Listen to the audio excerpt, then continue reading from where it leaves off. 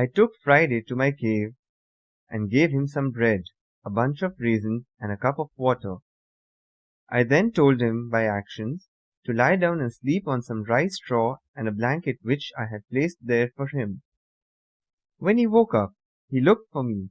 I was out milking my goats. I let him know that his name was to be Friday, which was the day on which I saved his life. Taking a cup of milk, I drank some of it and moistened my bread in some. I gave Friday a cup of milk.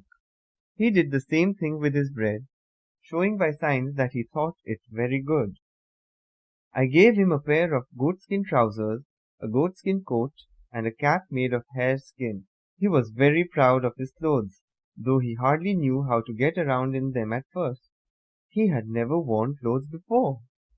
Now I wondered where I should make a bed for Friday. I wanted to be kind to him, and yet I wished to feel safe myself. So I made a tent for him in the space between the two fences.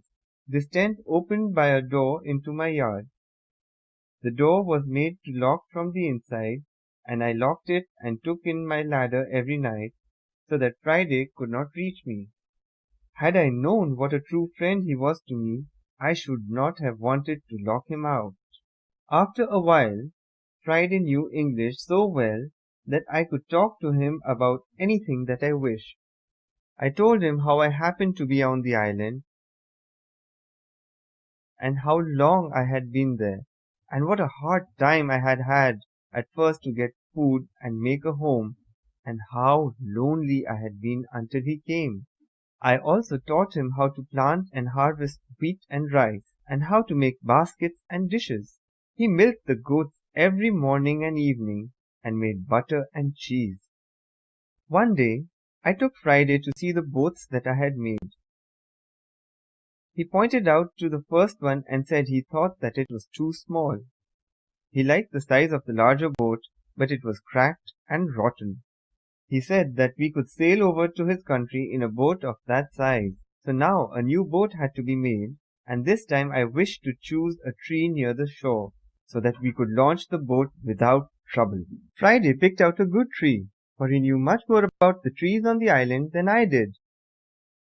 In about a month, the boat was ready, and a fine vessel it was. I asked Friday if it would work. He said, Yes, we go over in her very well. The great blow wind. but I did not intend to start out in the boat as it was. I found some sturdy wood, and had Friday shape it as I directed. This was my mast. But what should I do for a sail?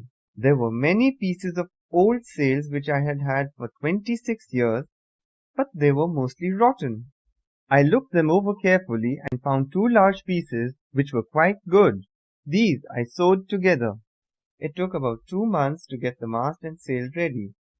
My next piece of work was the making of a rudder, which I fastened to the stern of the vessel. When the boat was all ready, I taught Friday how to use the rudder, and he became a good sailor. But we had to wait for good weather, for it was now fall. I had been on the island for 26 years. I kept this anniversary with a grateful heart. The last 3 years had been the happiest of my life here, for Friday had been a faithful and true friend to me.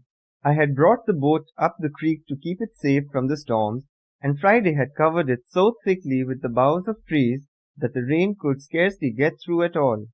Then we waited for November and December, at which time we intended to start on our voyage.